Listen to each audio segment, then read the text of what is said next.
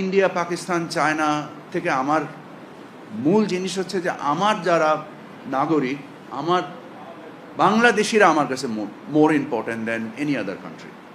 So আমাদের স্বার্থে আমরা সকলের সাথেই বাণিজ্য করব। দেখেন, বাণিজ্যের ক্ষেত্রে আমি বরাবরই বলে এসেছি, আই ওয়ান্ট ট্রেড ইনক্লুশন, এবং আমি আমার যে ভিত্তি আছে বাণিজ্যের, এটাকে আমি বৈচিত্র্যময় এবং আমি এটাকে বৃহৎ পরিসরে নিতে চাই। পররাষ্ট্র সচিব পাকিস্তান থেকে এসছেন, ওনাদের কাজ মূলত পররাষ্ট্র মন্ত্রণালয়, ওখানে আমার সাথে কোনো সংযোগও নেই। সো আর আমি ব্যক্তিগতভাবে জানিও না যে ওনাদের আলোচ্য সূচি কী এবং কী বিষয়ে এসছেন। বাট আমি যদি আপনি আমাকে বলেন to trade with Pakistan, I have absolutely no problem. To trade with India, I have absolutely no problem. To trade with China, everybody is welcome. Because আমার কাছে বাংলাদেশের মানুষের স্বার্থ সর্বাগ্রে। এখানে ইন্ডিয়া, পাকিস্তান, চায়না থেকে আমার মূল জিনিস হচ্ছে যে আমার যারা নাগরিক, আমার বাংলাদেশিরা আমার কাছে more important than any other country. So আমাদের স্বার্থে আমরা সকলের সাথেই বাণিজ্য করব। এই পর্যায়ে আমাদের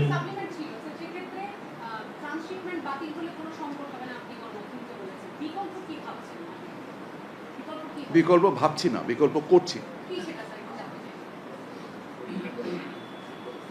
আমাদের এই ট্রান্সশিপমেন্ট বাতিলের ফলে আমাদের ব্যবসায়িক খরচ প্রায় 2000 কোটি টাকা বেড়ে যাওয়ার কথা।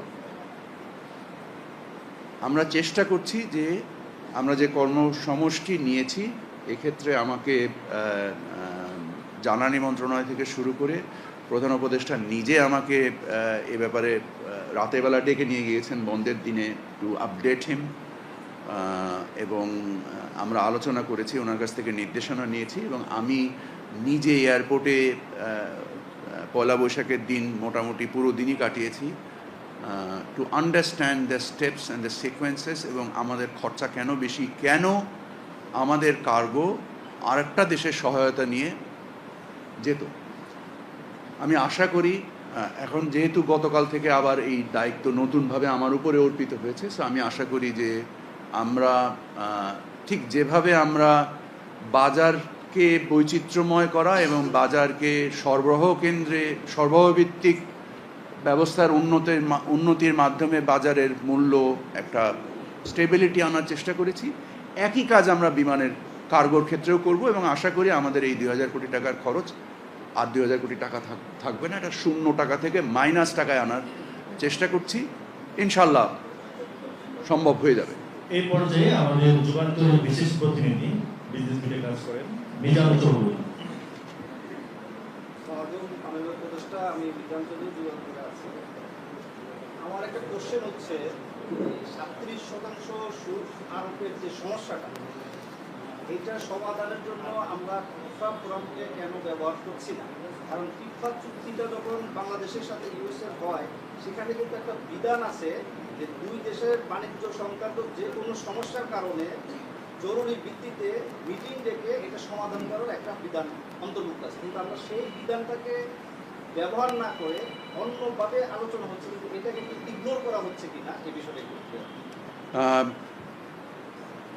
টিকফাটা হচ্ছে WTO ফ্রেমওয়ার্কের আন্ডারের একটা সিস্টেম।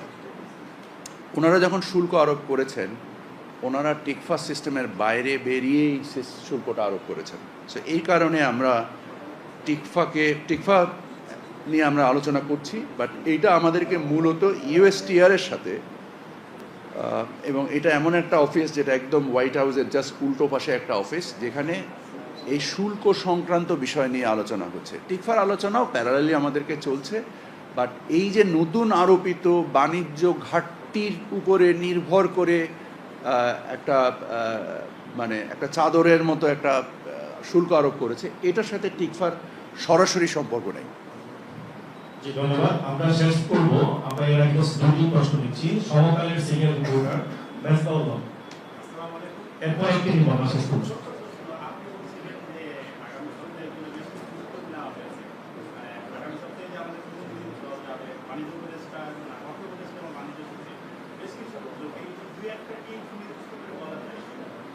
উদ্যোগ হচ্ছে যে আমাদের বাণিজ্য ঘাটতির যে উপাদানগুলো আছে এবং আমাদের ট্যারিফ এবং নন ট্যারিফ যে কাঠামোটা আছে এটা ওনাদের কাছে বুঝিয়ে বলা, এবং যে এলিমেন্টগুলো আমাদের দুই অর্থনীতির জন্য কমপ্লিমেন্টারি, এই তিনটে বিষয় প্রাথমিকভাবে ওনাদের সাথে আলোচনা করা, আর ওনাদের যে আকাঙ্ক্ষা এটা সম্বন্ধে একটা সরাসরি ধারণা নেওয়া, নিয়ে আমাদের পরবর্তী কর্মপদ্ধতি নির্দিষ্ট করা।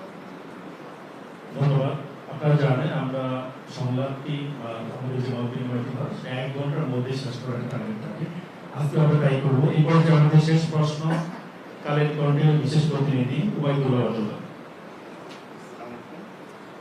আমি এই শুল্ক আরোপের বাইরে কি প্রশ্ন করতে চাই, ছোট প্রশ্ন, সেটি হচ্ছে যে আপনি রমজানের মধ্যে দ্রব্যমূল্য মানে কম ছিল, এই জন্য আমাদের একটা খবর দিয়েছেন, কিন্তু চাউলের দাম দিন দিনই বাড়ছে।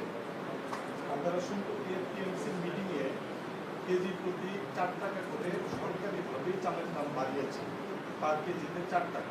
আগে ছিল সরকারি ক্রয় মূল্য 45 টাকা কেজি, সেটা 49 টাকা কেজি করা হয়েছে। সেই ক্ষেত্রে সামনের দিনগুলোতে চালের দাম আরও বাড়বে। এই বাড়তি দাম মোকাবেলায় আপনাদের কি কোনো চিন্তা ভাবনা আছে কিনা, বা কীভাবে মোকাবেলা করতে?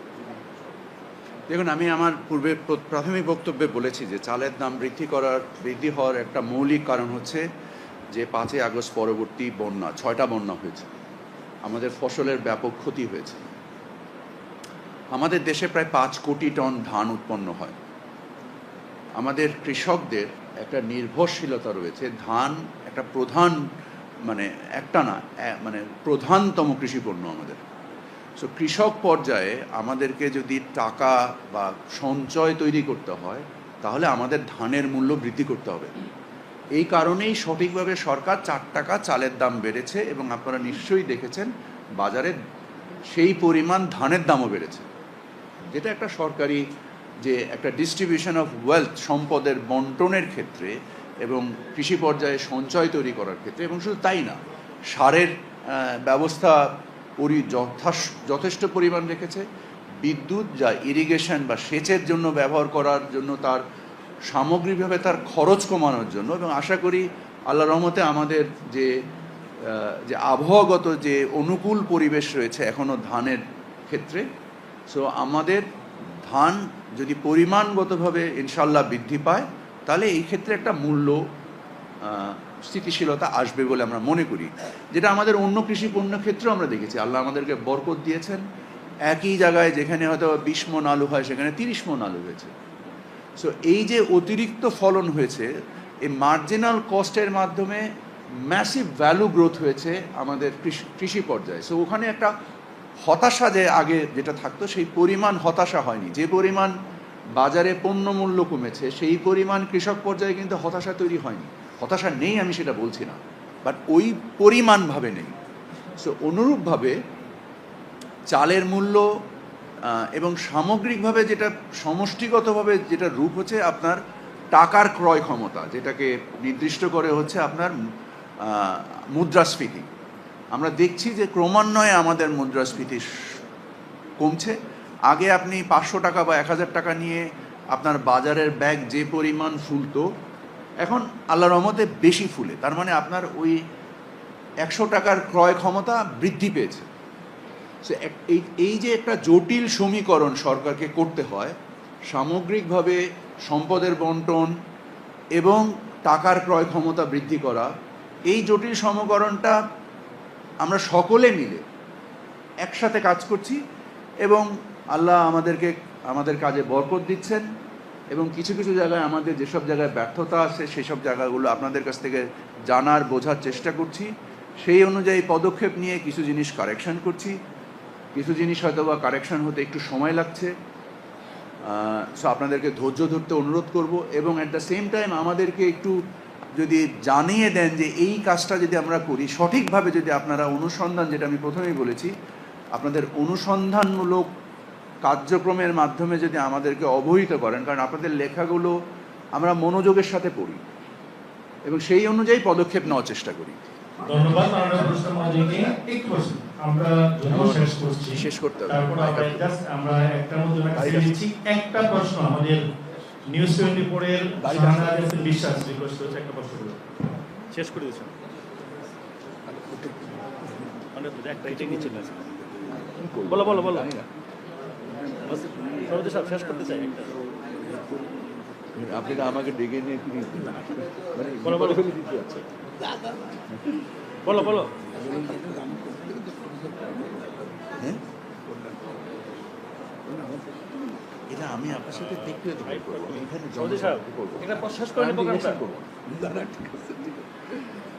জি একটু প্রশ্ন একটা আমরা শেষ করে ফেলছি যদি আমরা একটা ছেড়ে দেবো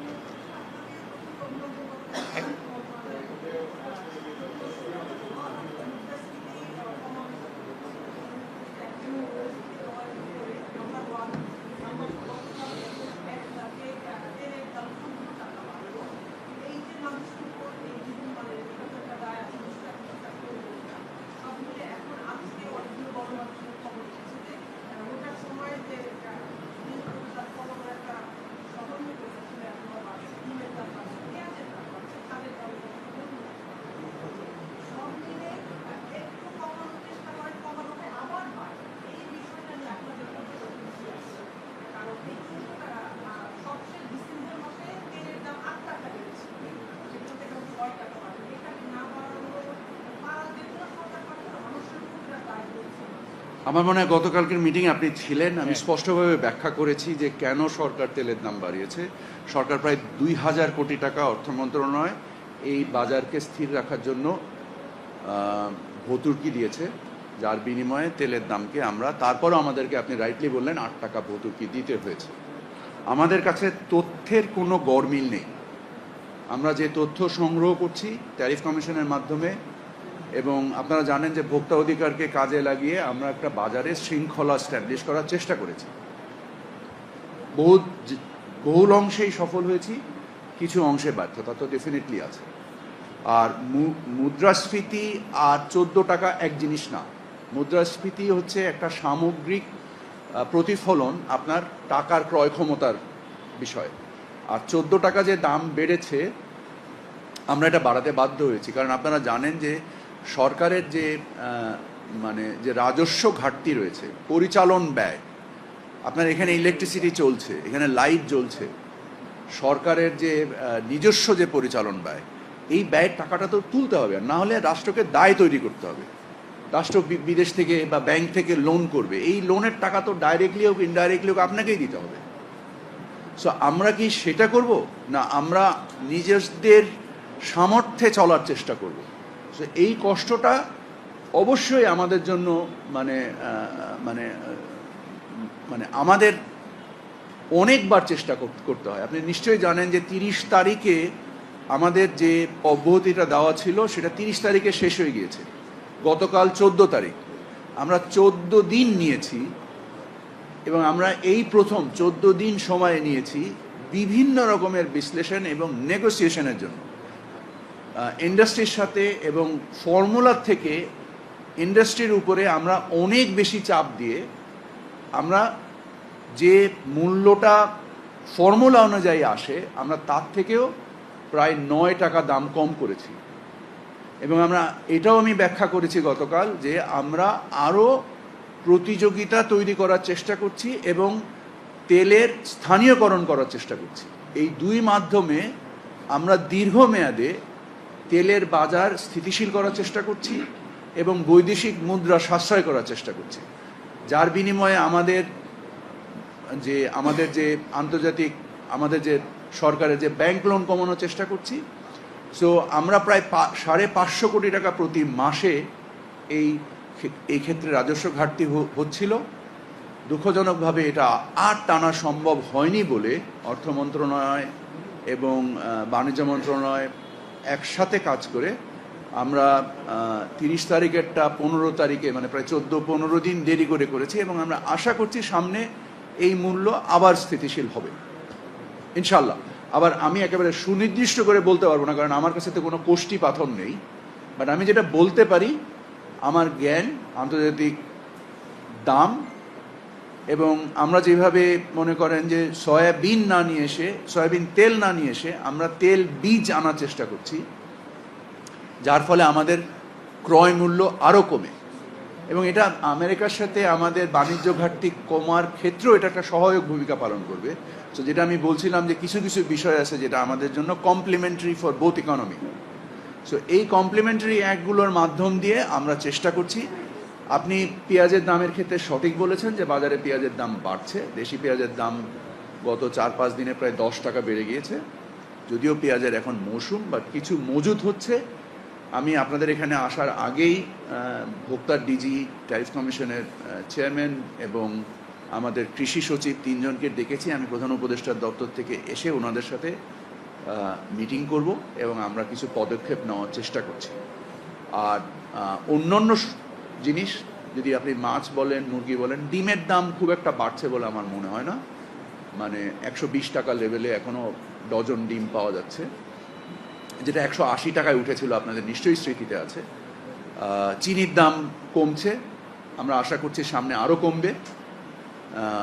এবং সামগ্রিকভাবে যেটা মানে মুদ্রাস্ফীতির যে টাকার ক্রয় ক্ষমতা আমরা একরকম যদি রাখতে পারি, তাহলে পণ্য মূল্য বৃদ্ধি পেলেও আমার ধারণা যে একটা সংসারের খরচে চাপটা অতটা পড়বে না যতটা 14 টাকা দেখে মনে হচ্ছে। চাপ পড়বে, আমরা চাই না যে সেই চাপটা পড়ুক, বাট আমরা আমাদের সামগ্রিক প্রচেষ্টার মধ্যে এটা রেখেছি।